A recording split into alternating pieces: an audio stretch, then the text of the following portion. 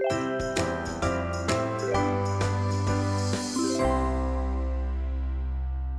Everyone, कैसे हैं सारे लोग। तो आज हम लोग कर रहे हैं लीड कोड का क्वेश्चन नंबर 20 वैलिड पैरेंथेसिस।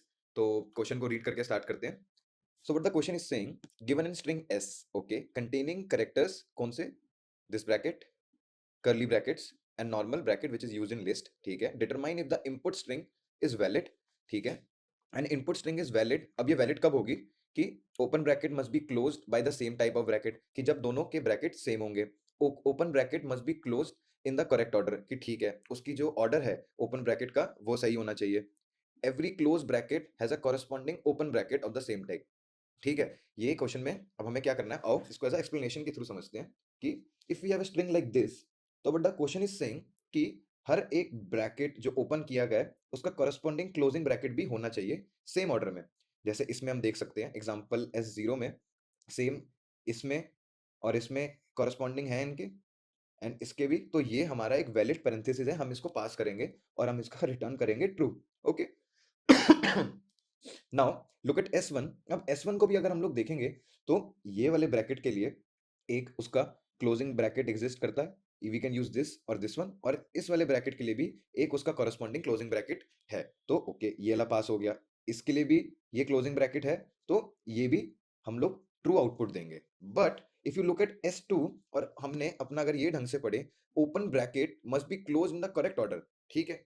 तो जो हमारा तुम यहाँ पे फर्स्ट एलिमेंट ही देखोगे उसका ऑर्डर ही करेक्ट नहीं है, वो पहले से ही क्लोज ब्रैकेट के रेंज में है, ओके। तो इसको हम लोग देखते ही बता सकते हैं कि यार ये तो स्टार्टिंग में ही अगर क्लोज ब्रैकेट आ गया तो इससे पहले तो इसका ओपन मिलेगा ही नहीं, so it can not be close, क्योंकि जब ये स्टार्टिंग में ही ओपन है, सो इसका अगर ओपन ब्रैकेट होगा भी, जो क्लोज ब्रैकेट भी होगा वो उसके बैक साइड पे होगा, सो ये गलत हो गया और यहाँ पे हमें फॉल्स आउटपुट देना है। तो आई थिंक क्वेश्चन थोड़ा सा क्लियर है कि इस क्वेश्चन में करना क्या है। ओके, नाउ लेट्स कोड और देखते हैं कि हम इसमें कोड में क्या क्या कर सकते हैं। तो first we need to create a def is valid, okay. अब इसके अंदर will need a self and s string जो हमारा होल्ड करेगी। So our main purpose is to make our code fast. अब हमें फास्ट बनाने के लिए क्या क्या चीजें चाहिए, if you look at the question, हर एक ब्रैकेट के लिए एक कॉरेस्पॉन्डिंग है। दैट मीन्स कि अगर इसको कंप्लीट होना है तो इट नीड्स एक और एलिमेंट। अगर ये सिंगल एलिमेंट है तो इसको कंप्लीट होने के लिए एक और एलिमेंट की जरूरत है। सेम हेयर, इसको भी एक और एलिमेंट की जरूरत है। अगर हम कोई भी स्ट्रिंग लेंगे और अगर हमें उस पर ट्रू रिटर्न करना है तो उसका कोई ना कोई कॉरेस्पॉन्डिंग तो होना ही चाहिए ना। जैसे इसमें ये इसका है, या ये अगर हम बनाए, तो अगर we for us to return true we need this. और अगर तुम इसमें पैटर्न नोटिस करोगे कि ये सारे के सारे डिविजिबल बाय टू होंगे। क्यों? क्योंकि अगर वो ट्रू है, ट्रू होने के लिए उनका कोई ना कोई कॉरेस्पॉन्डिंग तो होना ही चाहिए। मतलब 1+1 2 अगर सिंगल है तो एक एक्स्ट्रा एलिमेंट तो उसके पास हो गई जो उसको इवन बनाएगा।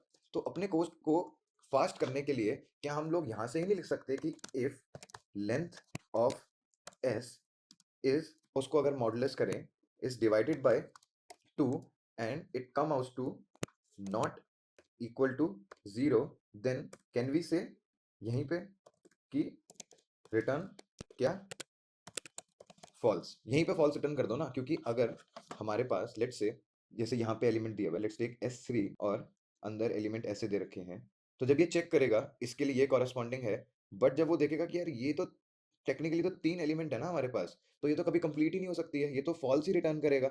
इसको ट्रू होने के लिए बेयर मिनिमम 4 होना ही पड़ेगा, बिकॉज इसका भी कॉरेस्पॉन्डिंग एलिमेंट आएगा ना जो इसको कंप्लीट करेगा, उसके बिना तो हो ही नहीं सकता। इसलिए हमने ऊपर ये पहले ही एक बना दिया है कि अगर वो 2 से डिविजिबल होके इक्वल टू 0 नहीं है तो भाई पहले ही फॉल्स रिटर्न कर दो, कोई फायदा नहीं है उसको आगे करने का, ठीक है। नाउ हम अब इस क्वेश्चन को सॉल्व कैसे करेंगे, विल यूज स्टैक। और स्टैक की मोस्ट इंपॉर्टेंट प्रॉपर्टी क्या होती है, स्टैक की मोस्ट इंपॉर्टेंट प्रॉपर्टी होती है last in first out. Stack works on this property, and इस क्वेश्चन के अंदर भी हमें यही प्रॉपर्टी चाहिए कि लास्ट एलिमेंट कौन सा एंटर किया है हमारी लिस्ट में, we should always know that, और सबसे पहले एलिमेंट भी वही बाहर निकलेगा, इसलिए we have created a stack. अब हमने यहाँ पे स्टैक किया, विल यूज dq, इसको ऐसे स्टैक की इनिशियलाइजेशन होती है। Now we have to create a dictionary, let's say my dictionary, ये हमने डिक्शनरी बना दी। अब डिक्शनरी के अंदर हम क्या रखेंगे, हम जितने भी हमारे कैरेक्टर्स हैं, ओपन ब्रैकेट, कर्ली ब्रैकेट, इनको हम यहाँ पे की एंड वैल्यू पेयर में डालेंगे। क्यों डालेंगे ये हम क्वेश्चन में आगे समझेंगे। So first let me put this, ये की होगी, और अब इसकी वैल्यू क्या हो गई, ओके, ये इसकी वैल्यू हो गई। बाकियों के लिए भी हम सेम ऑपरेशन करेंगे, ओके। ये हमने अपनी डिक्शनरी बना दी है। Now will initiate A for loop for element in S, क्या करो, if element in my dict, तो क्या करो उसको भाई, उसको स्टैक डॉट अपेंड, कौन सा, सही लिखा है ना, यस, ओके। तो ये क्या कह रहा है, फॉर एलिमेंट इन एस, जो भी एलिमेंट हमारी स्ट्रिंग के अंदर है, if element in my dict, मतलब अगर डिक्शनरी के अंदर ये ओपन ब्रैकेट उनको जब भी इनकाउंटर होता है, उसको स्टैक डॉट अपेंड एलिमेंट में कर दो। इसकी फिर हम लोग रिप्रेजेंटेशन देखें कि हमने यहाँ पे माई एक डिक्शनरी क्रिएट कर दी है, ठीक है। अब उस डिक्शनरी के अंदर हमने सिर्फ ये एलिमेंट को भी ऐड किया है, और जो इसके बाकी के एलिमेंट हैं, ये इसकी वैल्यूज हैं, ये अदर एलिमेंट्स नहीं है। जो ये तीन ही चीजें आई हैं और ये तीनों इसकी की हैं, और बाकी के जो इसके आगे वाले हैं, दे आर वैल्यू, कि वो रिप्रेजेंट क्या कर रहे हैं, ठीक है। तो हमारी अगर कोई भी स्ट्रिंग है, let's say our string is like this this this, ये हमारी एक स्ट्रिंग है। तो इस स्ट्रिंग में जब ये सबसे पहले इस एलिमेंट को पकड़ेगा, तो ये जाके इसको स्टैक में डाल देगा, ठीक है। यहाँ पे जाके इसने स्टैक में डाल दिया।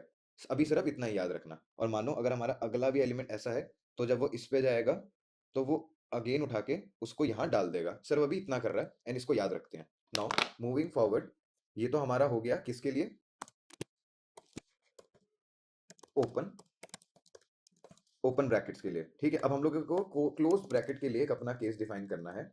सो एल्स, अगर ऐसा हो तो इफ, पहले तो let's check if length of stack is greater than 0, ठीक है। First we have to check कि हमारे लेंथ जो स्टैक में कोई एलिमेंट गया है कि नहीं गया।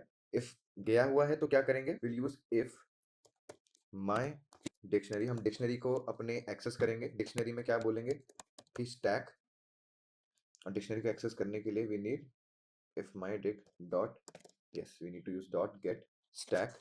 स्टैक में क्या, डॉट पॉप, पॉप कर दिया।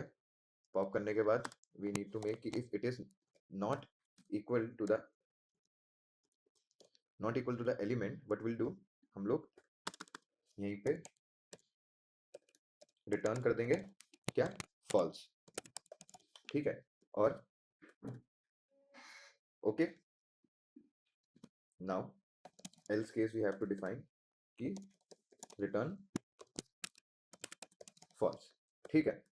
नाउ अब इस क्वेश्चन में क्या हो रहा है ये समझते हैं। ये हमारी स्ट्रिंग है। अब इस स्ट्रिंग के अंदर होगा क्या कि पहले एक स्टैक क्रिएट होगा। पहले तो ये लेंथ चेक करेगा। इसने देखा भाई इसकी लेंथ 4 है, नौ क्या कहते हैं 0 से हो जाएगी, तो मतलब वैलिड तो है कि it has the potential, to be a valid parenthesis, ठीक है। ये हम लोग बता सकते हैं कि इसमें पोटेंशियल तो है। नाउ अब हम लोग अपने लूप में फॉरवर्ड जाएंगे। फॉरवर्ड करके वो फर्स्ट ये एलिमेंट को पकड़ेगी, because it is an open bracket, वो उसको स्टैक में ऐड कर देगी, ठीक है। नाउ जब उसने इसको एनकाउंटर किया, तो वो उसको स्टैक में एंटर नहीं करेगी, वो उसको कंपैरिजन करेगी कि is this equal to this और नॉट, ठीक है। और अगर ये चीज पास हुई तभी वो आगे जाएगा और इट विल रिटर्न फॉल्स। अब तुम देखोगे कि यार यहाँ पे हमने ये तो कभी बता ही नहीं रखा कि ये इसके इक्वल कैसे हुआ, और ना हमने माई डिक्शनरी में बताया हुआ है। तो यस, कि जब वो ये वाले एलिमेंट को कैप्चर करेगी, सो वो माई डिक्शनरी में जाएगा और जाके इसी एलिमेंट को कॉल करेगा और उसकी वैल्यू चेक करेगा, ठीक है। अब उसकी वैल्यू में हमने क्या दे रखा है, दिस एलिमेंट, ठीक है। उसकी वैल्यू में भी ये एलिमेंट है और ये वाला एलिमेंट तो हमारे पास था ही। अब ये इन लोगों को मैच करेगा कि इफ उसकी वैल्यू उसके नेक्स्ट एलिमेंट से जो हमने सेलेक्ट किया है मैच कर रही है कि नहीं कर रही। इफ कर रही है तो गुड, इफ नहीं कर रही है तो वहीं से रिटर्न फॉल। ये इस क्वेश्चन में हो रहा है। इफ आगे चलेंगे, ये ट्रू हो गई, मैच कर गई, ये इसको लिस्ट से बाहर निकाल देगा, ठीक है। नाउ ये लिस्ट में हमारा आएगा, लिस्ट हमारी ये आ गई। Now when it will go to this element, ये फिर इसको यहाँ से बाहर निकाल देगा। उसको बोलेगा कि भाई माई डिक्शनरी पे जाके उसको एक्सेस कर, ठीक है। माई डिक्शनरी से जब वो जाएगा तो उसको क्या मिलेगा, उसकी वैल्यू मिलेगी। वैल्यू क्या है, वैल्यू कैसे दिख रही है इसकी, यू विल सी दिस, ये इसकी वैल्यू है।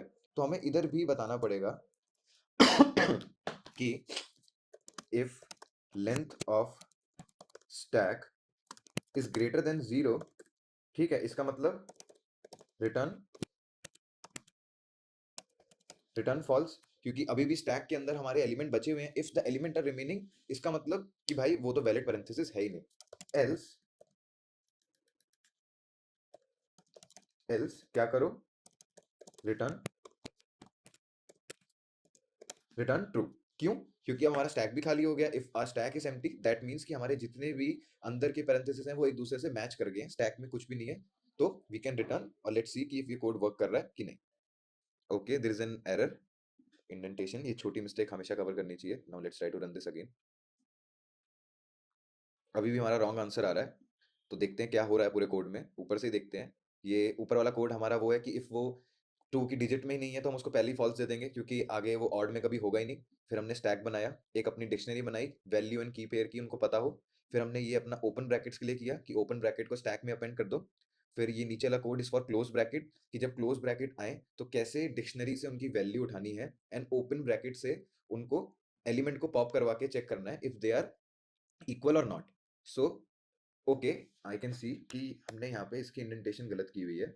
ये इफ के में नहीं, ये ऊपर वाले के लिए है कि इफ स्टैक की लेंथ पहले ही 0 है तो वहीं से रिटर्न फॉल्स कर दो कि क्वेश्चन वहीं खत्म हो जाता है। तो now let's try to run this. Now our code is working. Now let's submit this and देखते हैं कि इसकी टाइम कॉम्प्लेक्सिटी कितनी है। वैसे तो O ऑफ n ही होनी चाहिए,